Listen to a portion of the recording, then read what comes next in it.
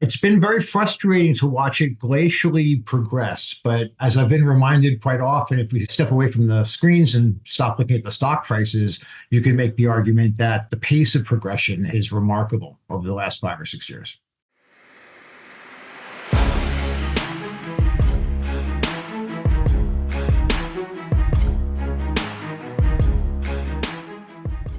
What's up, guys? Welcome back to another episode of The Dime. I'm Brian Fields. With me, as always, is Kellen Finney. And this week, we've got a very special guest, Todd Harrison. Todd, thanks for taking the time. How are you doing today? Yep. Thanks for having me, guys. Excited to dive in. Kellen, how are you doing?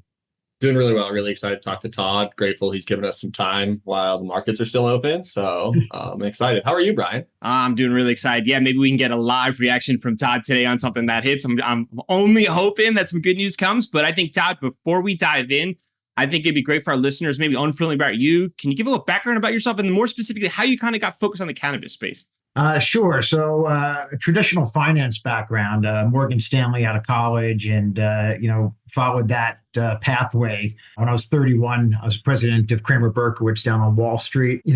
Planes hit the towers that day. Unbeknownst to me, that really started my journey into cannabis because it helped me solve for PTSD that I didn't know that I had or wasn't aware it was a thing for some time. But, studying the science, studying the history, studying the commercial applications, and really the economic opportunities, the criminal justice history, all of it. It's just been a fascinating journey for the last, 15 years now. So we started CB1 Capital 2017, or launched, I should say, the fund in 2017. It's a long, short fund. We have an advisory shingle.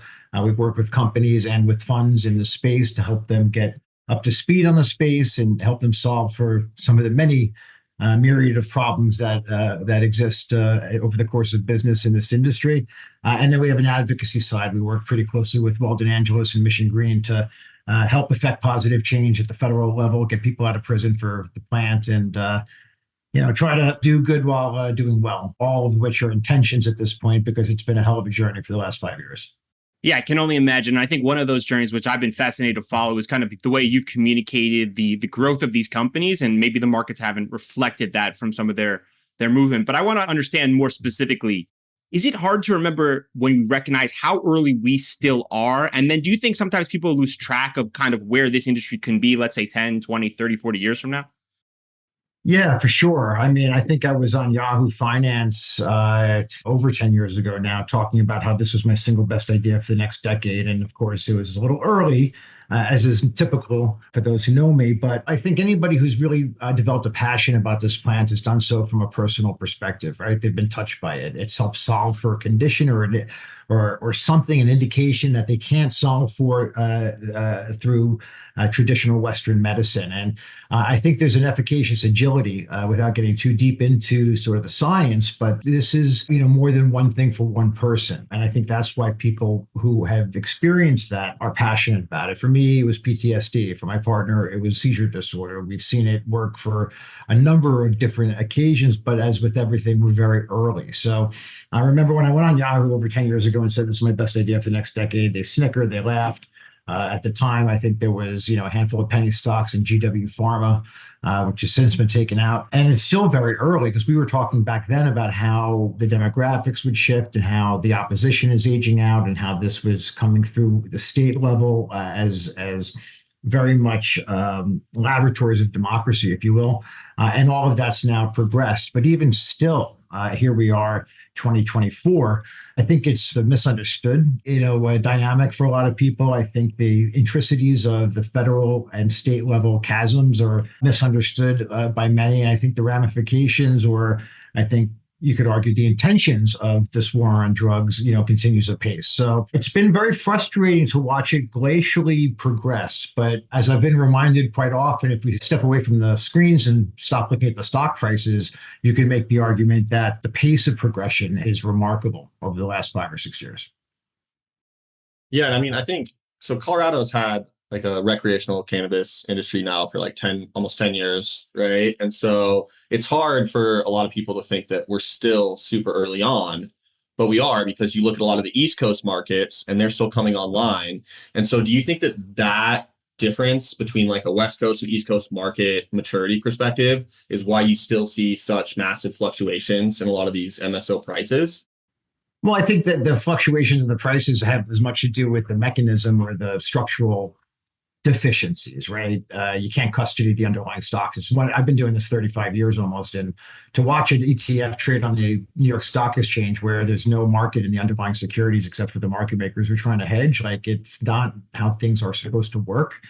We need custody. We need those pipes, that plumbing before there can be liquidity. Until then, MSOS is really the only pipe in town, and it's the dog with 28 cannabis tails, for lack of a better analogy. Until such time that companies can be bought by institutional investors, that's going to be a lot stickier than the current composition of volume. But to get back to your question about the dichotomy between states, I really think the evolution is the function of education. It's a function of demographics. We see how the younger generation is embracing this, and now the older generation, paradoxically, they're the highest uptake rates because as you get older and your endocannabinoid system or biological endocannabinoid systems start to fade in certain regards, the cannabinoids found in cannabis is like it supplements our body's natural processes. But I think we're still at the front end of understanding exactly what the cannabinoids are for different conditions. People, I think, have just been consuming cannabis and sort of what they get is they're like, I like how that feels, so I'm going to do it more. But I think to be able to take that spaghetti off the wall and actually look at the strands and see what the minor cannabinoids are and see what the efficacious agility is for different trials, different indications, that's all in front of us, right? Because we haven't been able to study the plant except overseas in certain places. So it's by design, right? If you go back and you study the history, it'll piss you off because I grew up thinking propaganda was a Russian thing. And I came to realize that Russia it hasn't cornered the market on propaganda. Our country's done a lot of things that we shouldn't be proud of. In a lot of ways, it's exciting to be around as we start to unwind that these are historic times, right? Like last week at the White House with Kamala Harris and Joe Biden at the State of the Union, I think it's pretty clear that they see the political wins and they want to latch on to this for 2.0 to the extent they can. So kind of taking back a holistic approach, looking back from 2016, then saying we are today, these combinations of momentums, potential catalysts with the White House, the VP, and the president coming out making these statements with the election coming up and Schedule 3 on the docket. Is this the type of momentum that eventually you think will help push us over the finish line in one? I'm not going to ask you to go on the record to make any predictions, but just from a momentum standpoint. Listen, it's a cumulative effect, I think, for those who were really upset that we didn't see anything at the end of last year. For those of us who, were really at the front lines of trying to get safe over the finish line in 2021 and how close we were, like people don't realize. And then, what that spoke to when it didn't pass, right? How disorganized the industry is and how there were so many different disparate asks and so many different, not just from the industry, but from all around the table, right? Like, because, you talk about you take a step back and you say, why is this so complicated? Well, there's a lot of groups, a lot of people who have a legitimate claim to sort of having that seat at the table from, starting with the disadvantaged and the people that have been weaponized or been a victim of the weaponization of this plant. And that is not up to debate at this point, right? This has been on the record. If you go back and you look at Nixon and the tapes, it's all there. Right. But it's not just, I think that, the lines of distinction between criminal justice and social justice, they've all blurred. Right. I mean, I personally, and just don't shoot the messenger, I think nobody should be in prison for a plant, but I don't necessarily think those same people should be at the front of the line either. I don't think you can legislate wealth. I think the MSOs, a lot of these entrepreneurs and pioneers have done remarkable jobs in the most onerous of conditions and done it better than anybody else. And they're barely keeping their nose above water because of the 75% effective tax rate and all of the different conditions and restrictions that they're forced to face. The legacy growth, right? Like, you could go around the table, right? And so we've made sort of the observation through the years that, if everybody's pulling on the baby, they're going to rip the baby apart. Like, you need to work together. Right. Let's find common goals, common enemies, even. Right. The enemy of my The enemy of my enemy is my friend. Right. So, like, I don't necessarily think, for instance, that the legacy markets in New York and the MSOs in New York need to be on the opposite side of the table. I think they could look at each other and say, hey, our common enemy is the illicit market. That's taking food out of both our mouths. Let's figure out how to sort of work together. If you have better price structures and we have better distribution, there's something there. Same thing with hemp and cannabis, right? I think for a long time, we've had this hug it or hate it sort of mindset among the operators with legal hemp and the loophole in the Farm Bill.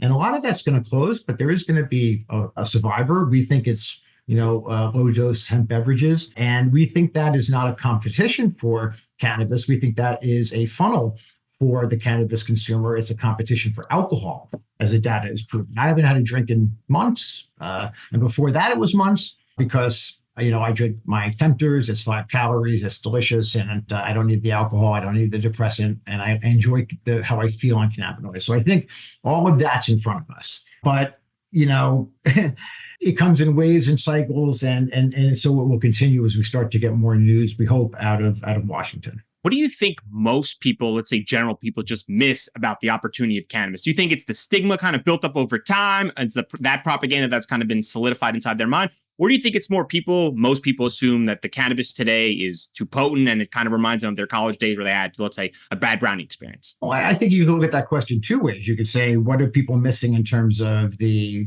secular opportunity? And then you could say, what did people miss in terms of coming into the market early, like myself? I've got war wounds and all sorts of, damaged, mindsets over the years because things have taken much longer than expected.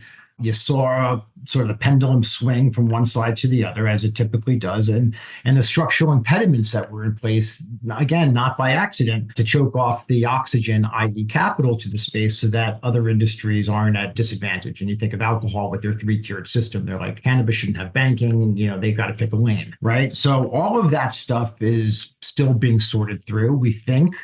We'll get Schedule 3. That's what's been messaged. We think that's a sweet spot for current operators, at least for a period of time. And we think that you're going to see a shitload of capital raises, and which is, again, probably a good thing because you can't say capital markets are closed and the balance sheets are doomed and then argue that when the capital markets open, that's a bad thing too. But there'll be a lot of consolidation. There's going to be a lot of movement coming out of this. But I think what you're going to see really as we emerge from Schedule 3, and we do think we're going to get safer banking and the Garland memo as the other two components there into the election.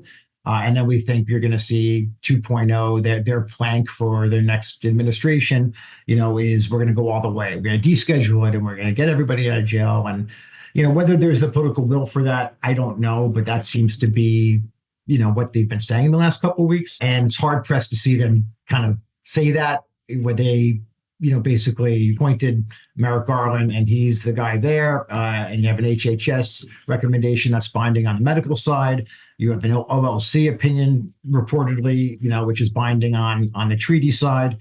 So, the timing becomes, what do we see? And then you're going to see sort of the rush, right? And you'll see a lot of capital raise, you'll see expansion, you'll see consolidation, and then you're going to see prices again, leg lower, normalize lower. And I think that's the only way you're going to ultimately eat into the illicit market share is through price. And that's going to create a whole new round of, concerns and worries for the industry. But that's on the other side, I think, of a pretty good exhalation after 3 years of trying to hold your breath. One question I always had about rescheduling was, okay, it becomes Schedule 3. Does that also open the door for companies like Walgreens, CVS, other pharmacies now to then jump in and kind of force like a dispensary to kind of go through your standard licensing process to distribute a pharmaceutical? Like you would need a state pharmaceutical license. Is that something that comes into play with rescheduling? Yeah, nobody knows, but that's presumably what the Garland memo is going to help elucidate, how it all fits together. You need the Justice Department to basically lay down the rules. What we've heard, we don't know this, but what we've heard is that it's going to look very much like the Cole memo, but with specific language around banks or financial institutions. We don't know which one. But it's not a law. It's not as powerful as a law. But if you get that in conjunction with Schedule 3 and safe banking, which is what we believe their intention is, it's going to create a pretty good, marketplace for state legal operators to exist. And we think they're going to be insulated for the time being, which again is a seam that not many people knew was going to happen. We didn't know, and we still don't know what's going to happen. But if this is the way it comes out, and we think the motivation here for Schedule 3, and really, aside from the fact that the government just released 252 pages of of a confession that said that this is better for you than alcohol and other scheduled substances. And we think a lot of the motivation is around these state level social justice programs that could never get out of the gate because they couldn't get bank accounts, et cetera, et cetera, et cetera, which is what we've been telling them for the last 4 years. And they, Cory Booker laid himself down, and the rest is history. So, cost us a lot, probably 4 or 5% of a risk-free rate for starters. And a lot of people aren't around that were around, but these things take time. So hopefully that time is between now and November. What's your perspective on the limited licenses and the regulatory capture that some of these MSOs have? I know that Cannabis Twitter is up in arms in certain directions on some benefits, but others. But I'm curious to know your perspective. Do you think it's good? Do you think there should be some sort of middle ground? How do you see that laying out?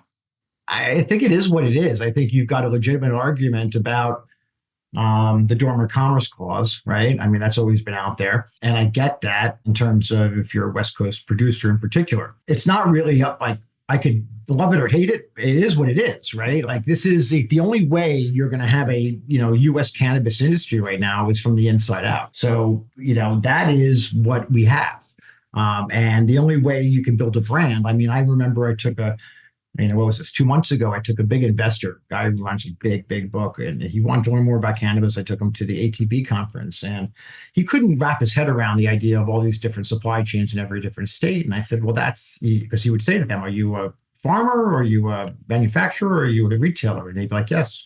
Like, well, how do you do all that? Like that's what the market is. That's what we have to do if we want to have a national, footprint. So I do think that ultimately you'll see the consolidation, and you'll see if they have to pick a lane, there'll be an opportunity to cure and presumably a much more fluid market. But, I don't think it's a natural, as a lot of people on the West Coast will tell you, I don't think it's a natural dynamic for you to grow flower in a city, right? Like you don't grow tomatoes in a city, right? It's eating up a lot of the grid. It's not normal. But I think ultimately when the dust kind of settles, you'll have a hybrid. You'll have different strokes for different folks. You're going to have like a regional manufacturing. You're going to have craft. You're going to have high end. It's like anything else, right? You're going to have that 1% that walks into a dispensary and sorts by the most expensive because they're the fucking assholes that do that, right? And you're going to have people that still go into the dispensary and ask for the highest THC because they would normally walk into a bar and say, give me your highest proof.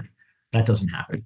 But this is all part of the sort of educational consumer curve. And again, we sort of look at it and say, cannabinoids as a health and wellness substance as opposed to a vice, I think will be the biggest sort of shift in perception over the next few years. Let's quickly switch gears. And I want you to tell me the first word that comes to mind. Okay. Terrascend. JW. No, is that a word? Yeah, we're JW fans. We're not worried about what they're doing there. We're actually very excited about what they're doing there. Verano.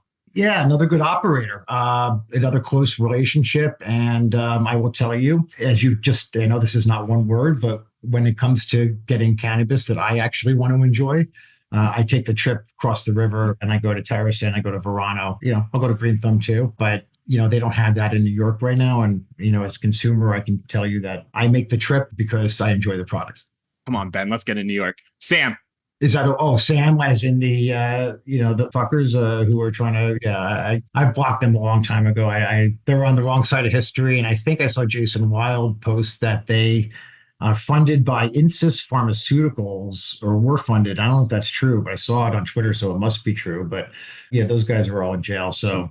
The Boys lawsuit. Yeah, I want to get high with David Boies one day. I think it's another shot on goal across another branch of the government. So I think it's timely. Removal of 280E. I mean, what do you say about that? Yahtzee? I actually hope Boies goes after the past payments too, and you grandfather it, because it's probably worth more than the market caps of some of these things right now.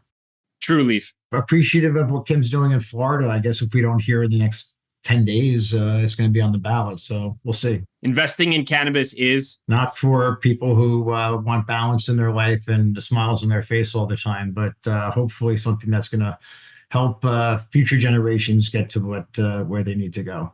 Under the radar state you think most are missing? Texas.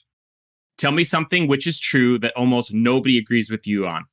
Wow. I'll pass. I'll come back to that one. One product you can't live without. Cannabis. What question do you wish more people asked you? Would you like some cannabis? What is the most expensive lesson you've ever learned? I think I'm still learning it, but I'll let you know how that works out. Dream smoking session, 3 people dead or alive. Well, it's definitely smoking. It's not drinking. So I would say Benjamin Franklin, Snoop Dogg, and my grandfather when he was 23. If you could put anything on a billboard, metaphorically speaking, to get a message to billions of people, it could be an image, a quote, or word, or something that inspired you. What's the first thing that comes to mind? All you have is your name and your word. When you started your journey in the cannabis space, what did you get right? And most importantly, what did you get wrong?